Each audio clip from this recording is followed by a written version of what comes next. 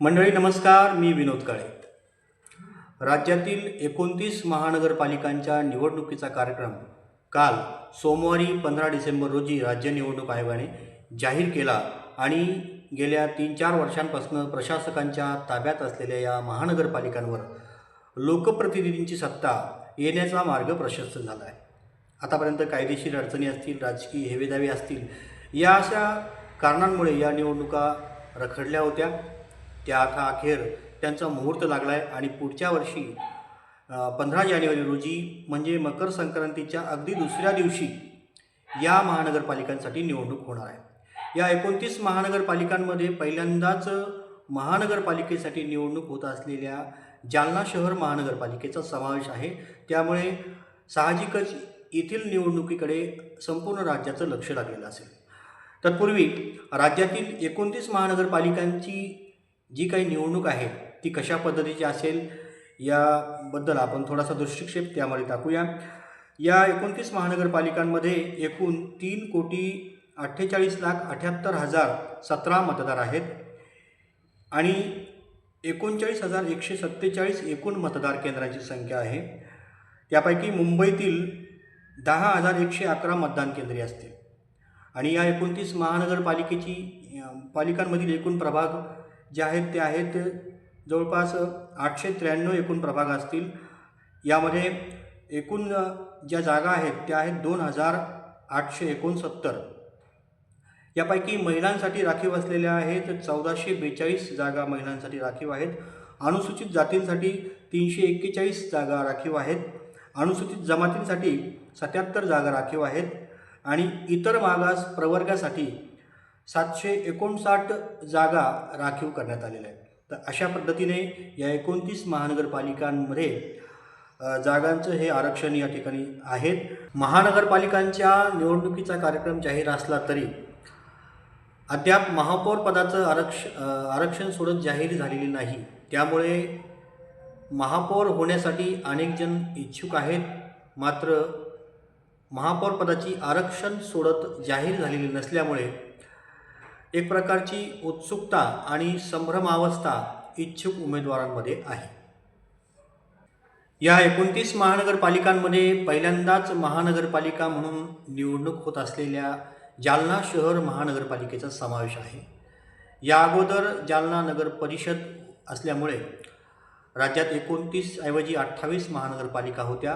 परंतु 2 वर्षापूर्वी जालना शहर महानगरपालिका अस्तित्वात आल्यामुळे आता राज्यात 29 महानगरपालिका आहे आणि 29वी महानगरपालिका म्हणून पहिल्यांदाच यावेळेला जालना शहर महानगरपालिकेची निवडणूक होणार आहे. जालना शहर पालिकेसाठी एकूण 16 प्रभाग आहेत आणि या 16 प्रभागांमध्ये 65 जागांसाठी आरक्षण सोडत जाहीर करण्यात आलेली आहे. महापौर पदाचं आरक्षण सोडत जाहीर झालेलं नसल्यामुळे ह्या आरक्षण सोडतीकडे सर्व इच्छुक उमेदवारांचं लक्ष असेल. तत्पूर्वी आपण जालना शहरातील जे 16 प्रभाग आहेत त्या 16 प्रभागांमध्ये एकूण मतदारांची संख्या किती आहे ते आपण बघूया.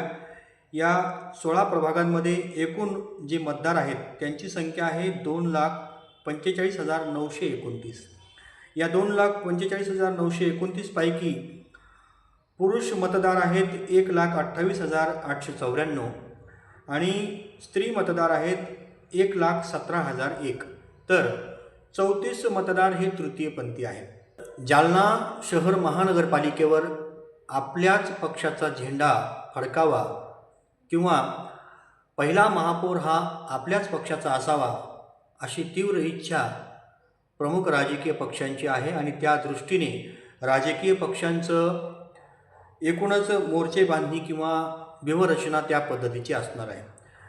जालना महानगरपालिका होण्याअगोदर जालना नगरपालिकेवरती काँग्रेसची सत्ता होती आणि पूर्वाश्रमीचे काँग्रेसचे नेते माजी आमदार जे आता भाजपमध्ये प्रविष्ट झालेले आहेत, तर त्यांच्या पत्नी जालना नगरपालिकेच्या नगराध्यक्ष होत्या आणि जालना नगरपालिकेवर काँग्रेसची सत्ता त्यावेळेला होती.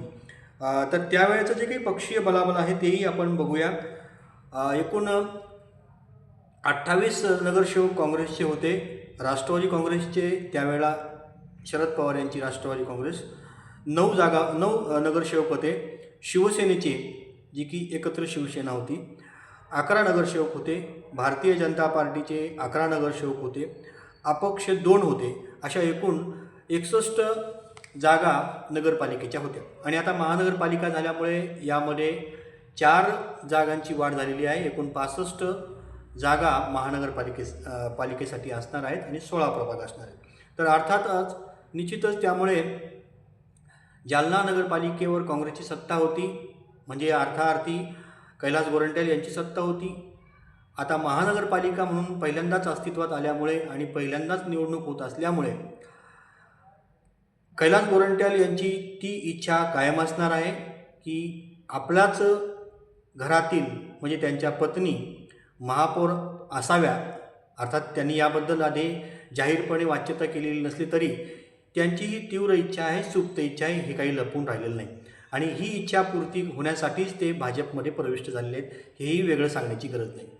दुसरीकडे भारतीय जनता पक्षाला आजपर्यंत जालना पालिकेवर सत्ता काबीज करता आली नाही.